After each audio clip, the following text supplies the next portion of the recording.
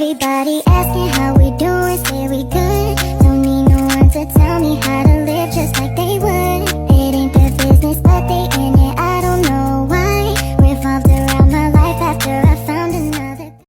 Assalamualaikum warahmatullahi wabarakatuh. Saya Anita Nuraini, kelas 10 AKL 1, akan menjelaskan tentang salah satu sejarah Indonesia, yaitu tentang Kerajaan Majapahit. Nah, sebelum masuk ke penjelasannya, jadi di sini di halaman yang saya buat atau gambar-gambar berikut yaitu menggunakan bahasa Perancis. Dan saya akan menjelaskan menggunakan bahasa Indonesia. Kerajaan Majapahit. Majapahit berdiri selama 234 tahun, mulai dari tahun 1293 sampai 1527, dengan pusat pemerintahan di Mojokerto, Jawa Timur. Berikut adalah gambar-gambar mengenai Kerajaan Majapahit. Sejarah Kerajaan Majapahit. Kerajaan Majapahit adalah kerajaan terbesar dan paling sukses yang pernah menyatukan hampir seluruh Nusantara. Kerajaan Majapahit dibangun di atas kekuatan maritim dan perdagangan yang maju di bawah Hayam Wuruk dan patihnya, Gajah Mada. Sumpah Palapa yang dicetuskan Gajah Mada sangat terkenal dan berisi tekadnya untuk menyatukan seluruh Nusantara di bawah Majapahit. Majapahit sendiri merupakan kerajaan bercorak Hindu-Buddha terakhir di Nusantara, sebelum digantikan Demak yang bercorak Islam. Berdirinya Kerajaan Majapahit. Sejarah berdirinya Majapahit diawali dengan kejatuhan Kerajaan Singasari saat berada di puncak kejayaannya. Seorang bupati gelang-gelang bernama Jaya Katuang berniat menyerang Kerajaan Singasari. Saat itu, Kerajaan Singasari dipimpin oleh Raja Kertanegara. Penyerangan itu menyebabkan Kertanegara tewas. Melihat hal itu, Raden Wijaya, menantu Kertanegara, menyelamatkan diri menyeberangi Selat Madura. Ia meminta bantuan Arya Wiraraja, penguasa Sugenep, dan memanfaatkan kedatangan pasukan Mongolia untuk menyerang Jaya Katuang. Jaya Katuang pun berhasil dikalahkan.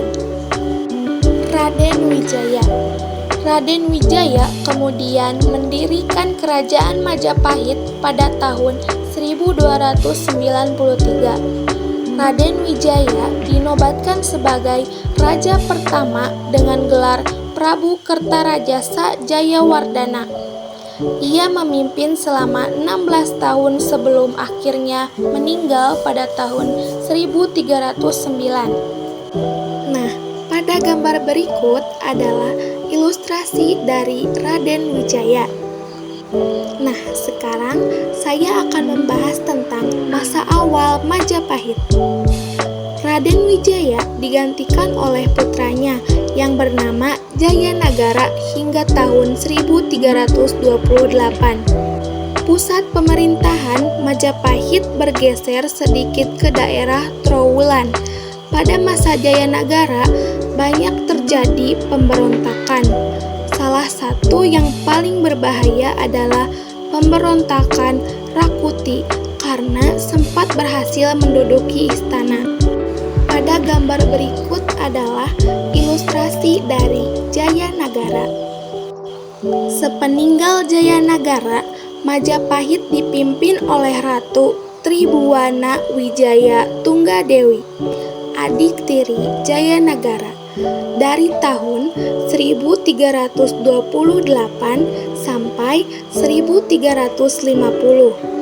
Pada masa inilah Gajah Mada dilantik menjadi Mahapatih dan mengucap Sumpah Palapa. Pada gambar berikut adalah ilustrasi dari Ratu Tribhuwana Wijaya Tunggadewi dan ilustrasi dari Gajah Mada. Nah, sekarang masih dalam pembahasan masa awal Majapahit. Tribhuwana kemudian digantikan oleh anaknya yang bernama Hayam Wuruk dari tahun 1350 sampai 1389. Pada masa kepemimpinan Hayam Wuruk bersama Gajah Mada, Majapahit mencapai puncak kejayaan. Pengaruh Majapahit juga sampai ke negeri seberang, dari semenanjung Malaya, Tumasik, hingga sebagian Thailand dan Filipina. Berikut adalah gambar dari ilustrasi Hayam Wuruk. Nah, sekarang kita akan membahas tentang Perang Bubat. Pada masa Hayam Wuruk, pernah terjadi pertempuran dengan Kerajaan Sunda pada tahun 1357. Awalnya, Hayam Wuruk hendak menikahi putri Raja Sunda yang bernama Dyah Pitaloka. Rombongan Kerajaan Sunda pun datang ke daerah Bubat untuk mengantarkan Dyah Pitaloka. Namun, Gajah Mada mengambil keputusan sepihak yang menyatakan bahwa Dyah Pitaloka hanyalah berstatus upeti dari Kerajaan Sunda. Untuk mendengar hal itu, Kerajaan Sunda menolak dan marah, hingga akhirnya terjadi pertempuran yang tidak sembarang dan memakan banyak korban. Nah, pada gambar tersebut menggambarkan awal mulanya Hayam Wuruk mengenal Dyah Pitaloka. Nah, sekarang saya akan membahas tentang masa kemunduran Majapahit. Setelah Hayam Wuruk meninggal, Majapahit dipimpin oleh Wikramawardhana, menantu Hayam Wuruk, dari tahun 1389 sampai 1429. Keputusan ini ditentang oleh Bre Wirabumi, putra Hayam Wuruk sendiri. Akhirnya terjadilah perang saudara yang disebut dengan Perang Paregreg pada tahun 1404. Perang ini menyebabkan banyak kerugian. Banyak daerah kekuasaan Majapahit di luar Jawa yang melepaskan diri. Kejayaan Majapahit pun berangsur menurun sejak saat itu. Berikut adalah gambar dari ilustrasi Bre Wirabumi. Sepeninggal Wikramawardhana, Majapahit dipimpin oleh putrinya, Ratu Suhita. Karena Ratu Suhita tidak memiliki putra mahkota, ia kemudian digantikan oleh adiknya, Kertawijaya atau Brawijaya I. Setelah itu, Majapahit silih berganti dipimpin oleh Brawijaya II sampai Brawijaya VII. Saat itu, Majapahit mengalami krisis ekonomi dan perseteruan politik. Ditambah lagi dengan berdirinya Kesultanan Demak sebagai pusat kekuasaan baru di Jawa.